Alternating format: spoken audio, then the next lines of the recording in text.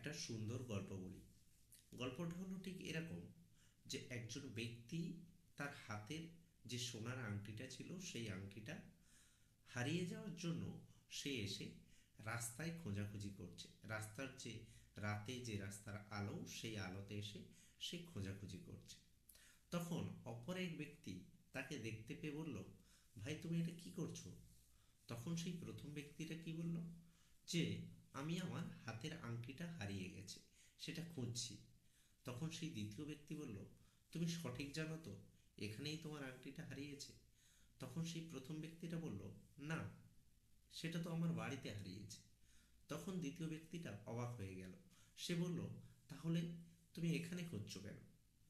একবার ভেবে দেখতো, ঠিক এমনটাই আমাদের জীবনে কিন্তু বিভিন্ন সময়ে ঘটে থাকে এবং প্রতিনিয়তই ঘটছে। আমরা জানি যে কী করলে আমরা শান্তি, আনন্দ, সুখ, মুক্তি সমস্ত কিছু পাবো, কিন্তু আমরা সেটা করতে চাই না বা করতে পারি না, ঠিক ওই প্রথম মানুষটার মতোই।